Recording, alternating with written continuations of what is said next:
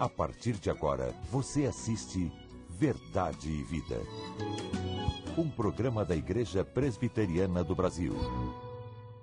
Em alguns países, o casamento está passando por uma crise tão grande que cerca de 50% das pessoas que se casam estão se divorciando, estão se decepcionando com o casamento, estão buscando outras alternativas ou outros relacionamentos.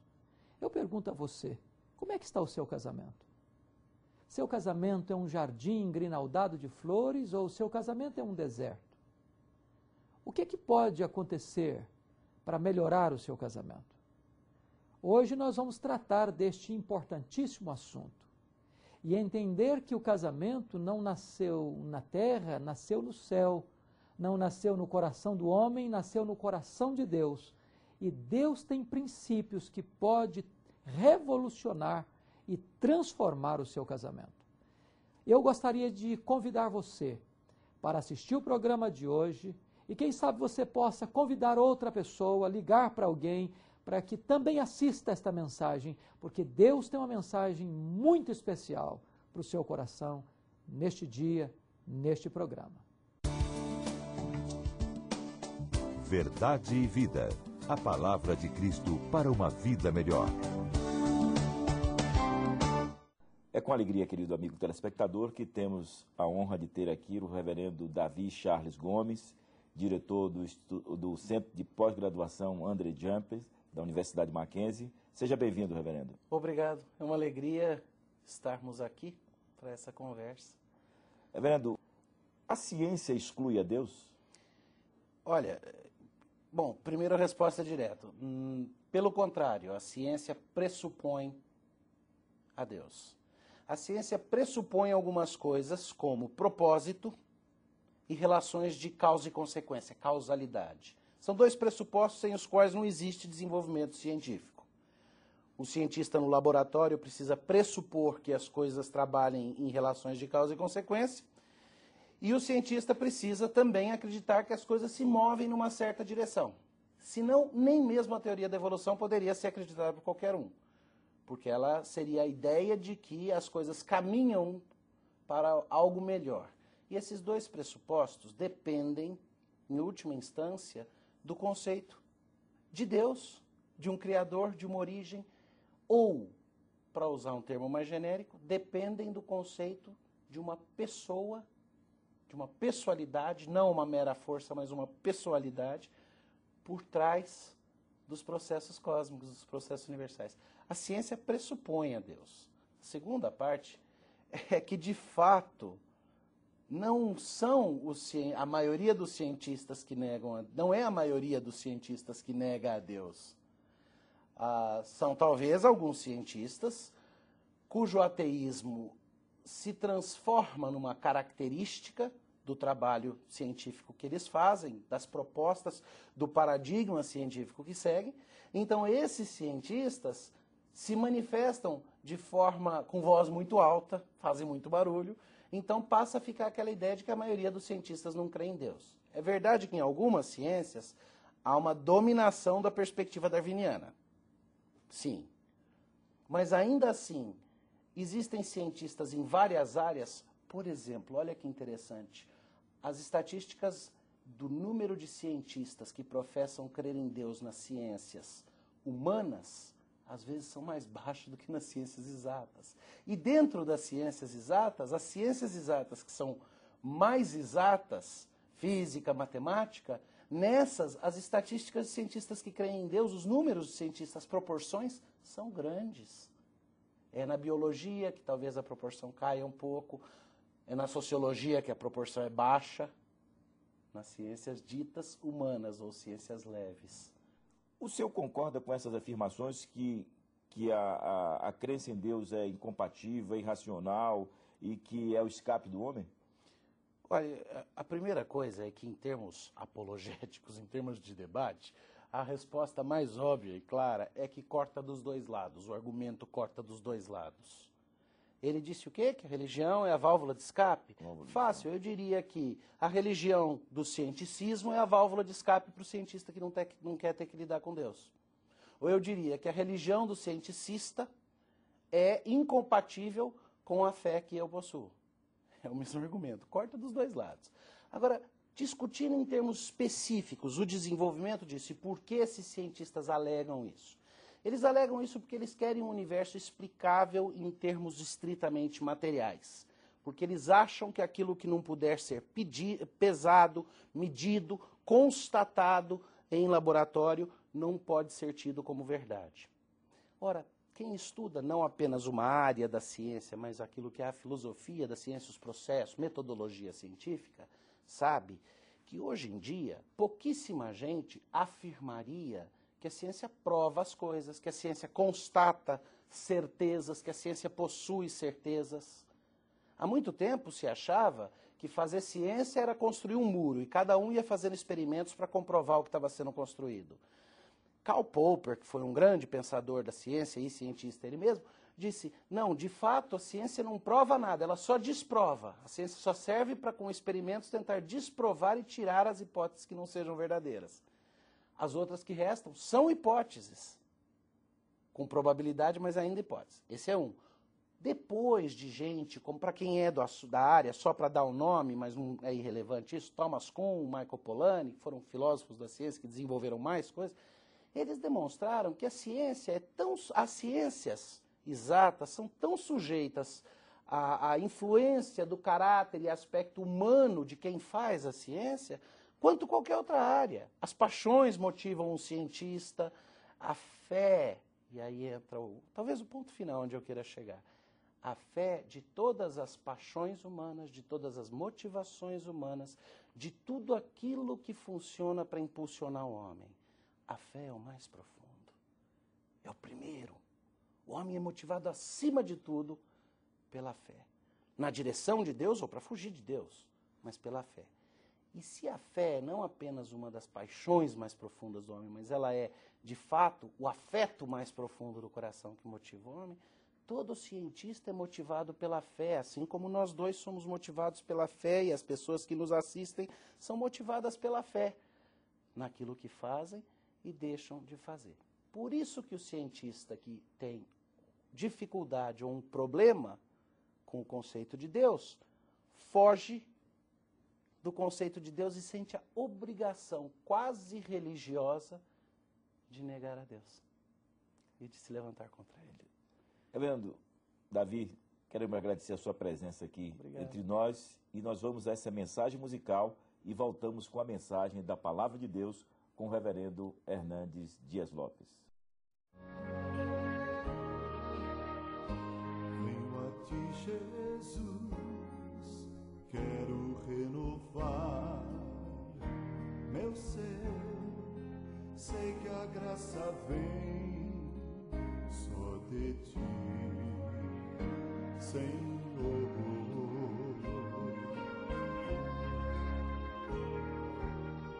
Eu descobri, ó Deus, que tudo que é mal em mim vai se transformar no poder do amor.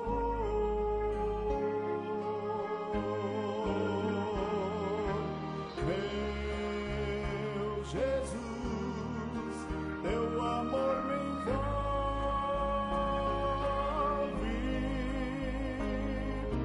Quero estar firme em tuas mãos.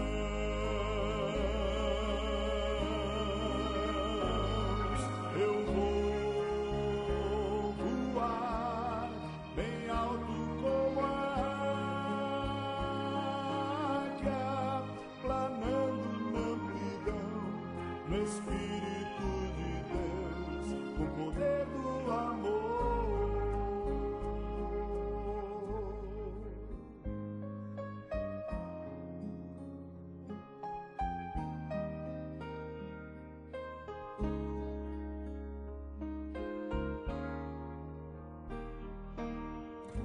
Abre os olhos meus, quero ver o teu olhar, mostra o teu amor, vem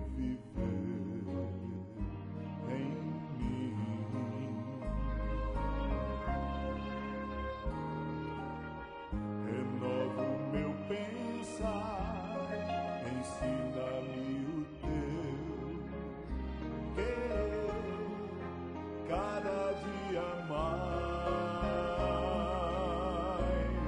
o poder do amor.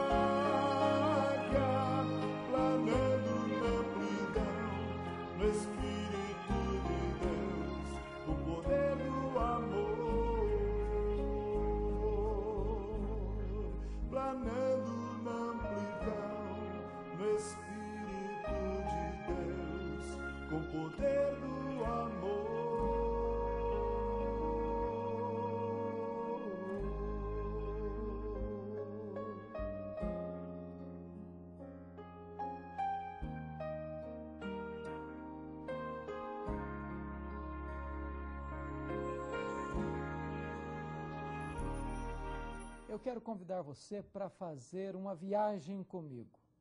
Nós vamos decolar nas asas do pensamento e da imaginação e retroceder no tempo e no espaço e pousar no berço da humanidade, o Jardim do Éden.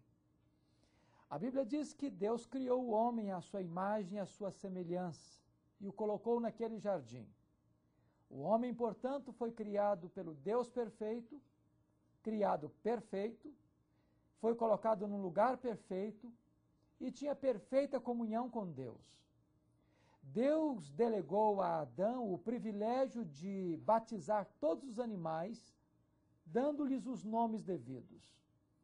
Eu fico pensando o dia que Adão separou para dar nome aos animais. E em pares eles se enfileiraram e então Adão disse, esse aqui vai chamar boi, essa aqui vai chamar vaca, esse aqui já vai chamar gato, esse aqui vai chamar gata, esse aqui vai chamar urso, aquela vai chamar ursa. E assim foi o dia todo e Adão então batizou todos os animais pelos seus respectivos nomes. Imagine comigo a cena, um dia Deus aparecendo para Adão, para conversar com ele, porque Deus fazia isso todos os dias, e Deus perguntasse, e aí Adão, como é que foi o seu dia? E Adão respondesse, oh Deus, não foi legal, eu estou sentindo uma grande solidão, um grande vazio. E Deus perguntasse, mas por que, Adão, que você está sentindo uma grande solidão, um grande vazio? E Adão então teria respondido, Deus, eu dei nome a todos os animais, mas eu não encontrei nenhum animal que pudesse corresponder comigo, que pudesse olhar nos meus olhos, que pudesse atender-me física, emocional e espiritualmente. Eu tenho o Senhor acima de mim, eu tenho os animais abaixo de mim, mas eu não tenho ninguém igual a mim. Pense você se o anjo Gabriel tivesse escutado esta conversa e, muito surpreso, perguntasse para Deus, Deus, esse camarada está dizendo que sendo criado pelo Deus perfeito, sendo criado perfeito, estando no lugar perfeito, tendo comunhão com Deus perfeito, ele ainda está insatisfeito, ele ainda está sentindo solidão. Na verdade, esta cena está apenas na minha cabeça, na minha imaginação. O texto bíblico não diz isso. O texto bíblico diz que o Senhor Deus viu que o homem estava só e disse: não é bom que o homem esteja só. Far-lhe-ei uma auxiliadora que lhe seja idônea. De tal maneira que não foi nem Adão, nem um anjo que identificou a solidão no coração do homem, foi o próprio Deus. E então aqui nós aprendemos que o casamento não nasceu no coração do homem, nasceu no coração de Deus. O casamento não nasceu na terra, o casamento nasceu no céu. O casamento não é ideia do homem, o casamento é ideia de Deus. Por isso a Bíblia diz que Deus então fez o homem adormecer e tirou uma costela do homem, fez dela uma mulher, ele a trouxe, e quando o homem recebe esta mulher, ele disse: esta sim, Deus, afinal, é carne da minha carne e osso dos meus ossos, porquanto do varão foi tomada, por isso chamar-se-á varoa. Por isso deixa o homem seu pai e sua mãe, se une à sua mulher, tornando-se os dois uma só carne. Este é o projeto de Deus, o casamento. E você percebe que aqui Deus está estabelecendo 4 grandes colunas, 4 grandes pilares que devem sustentar o casamento.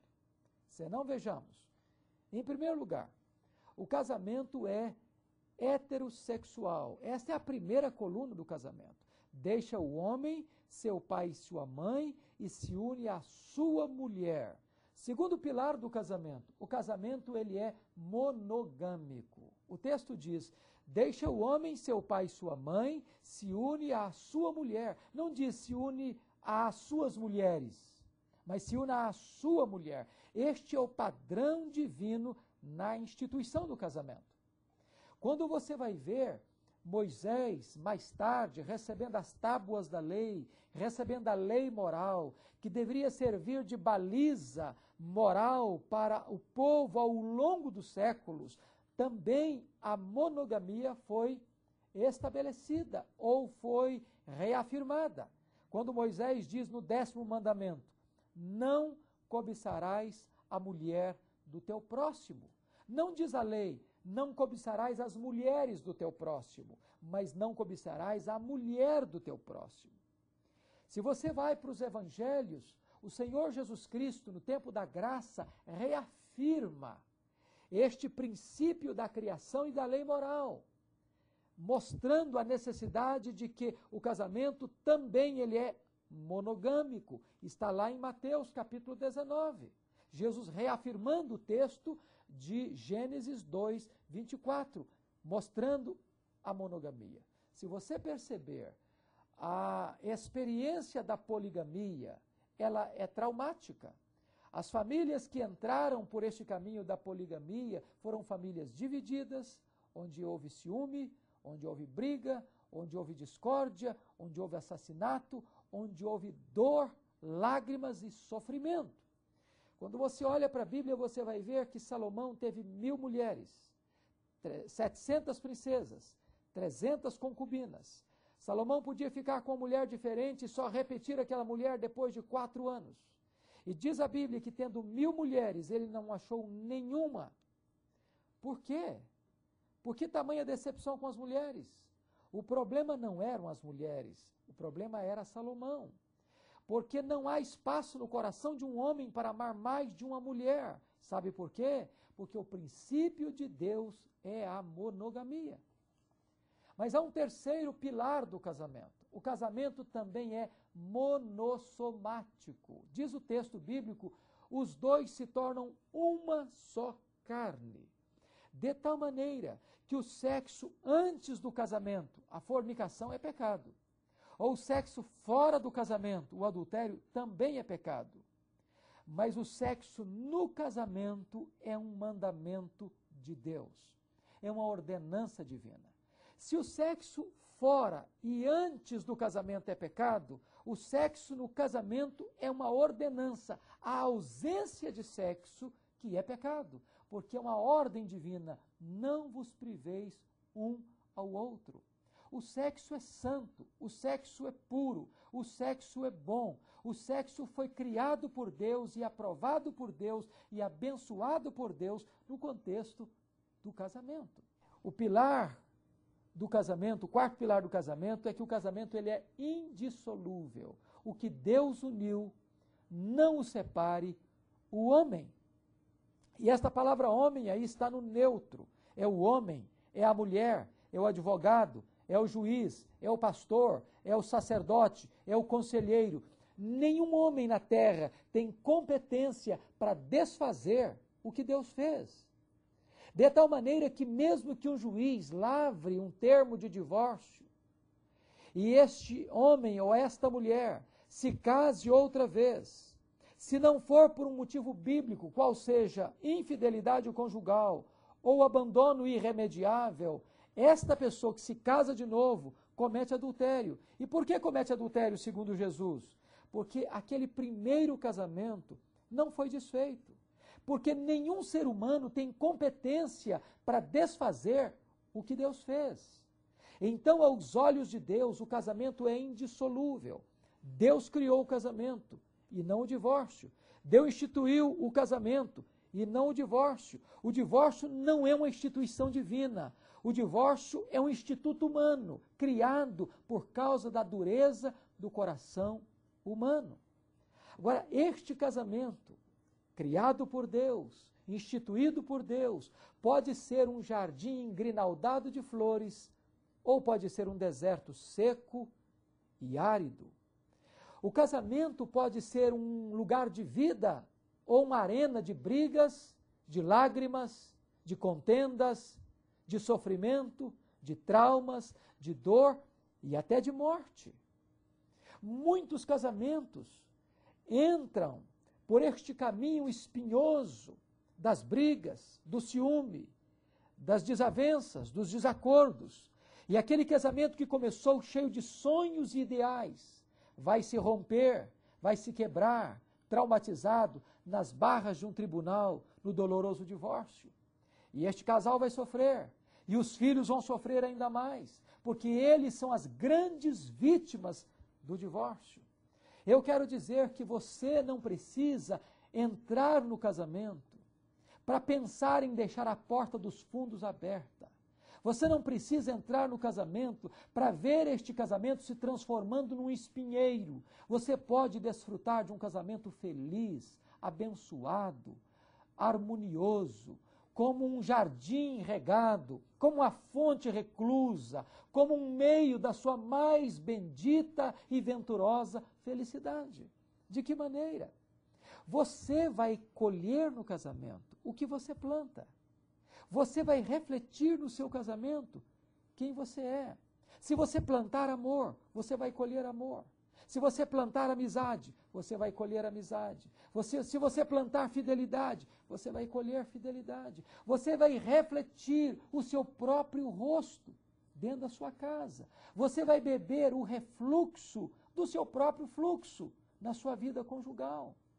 Você tem nas suas mãos a vida ou a morte do seu casamento. A Bíblia diz que a vida e a morte estão no poder da língua. Aquele que bem a utiliza comerá dos seus frutos.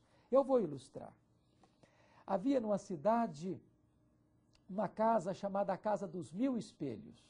Quando alguém se aproximava deste local, via o seu rosto refletido 1000 vezes, por causa do jogo dos espelhos.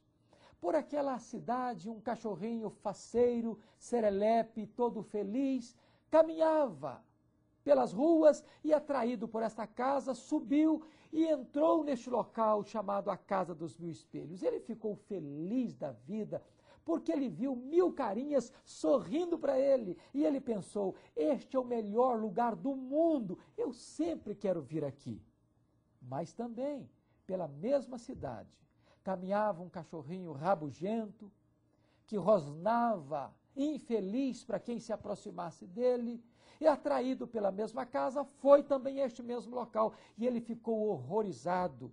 Quando ele viu 1000 caras arreganhando os dentes para ele, rosnando para ele, ele disse: este é o pior lugar do mundo, eu nunca mais quero voltar aqui.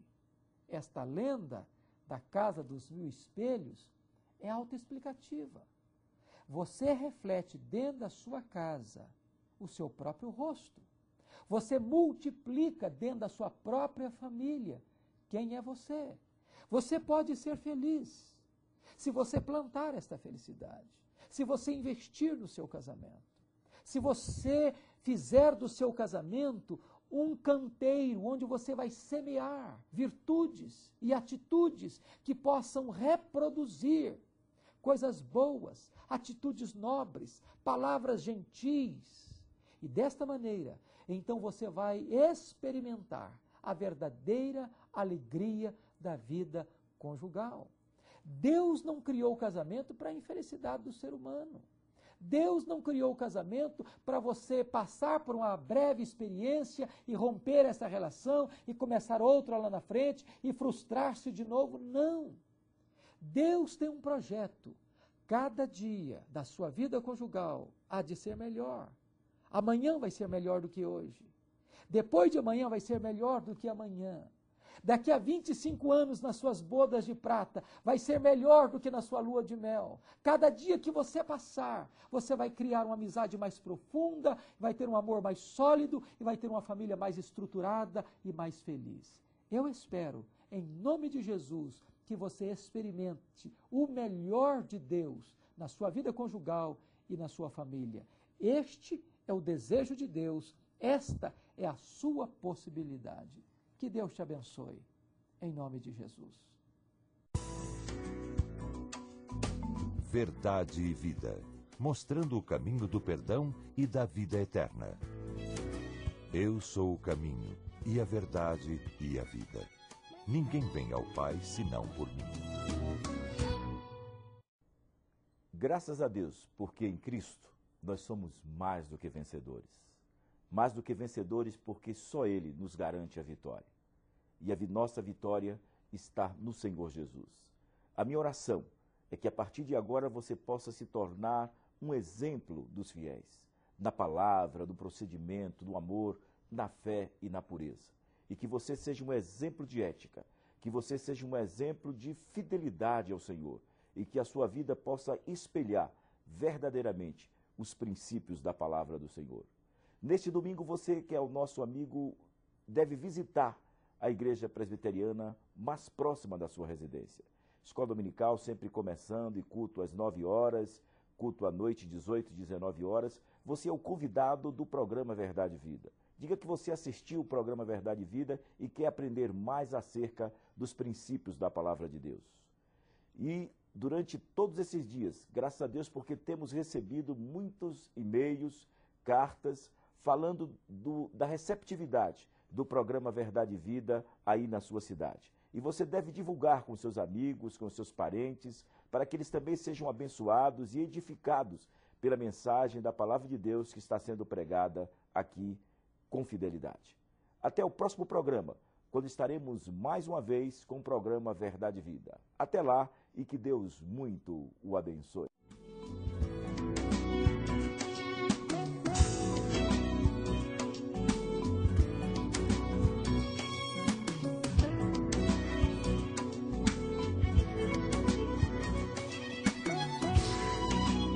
Verdade e Vida. Um programa da Igreja Presbiteriana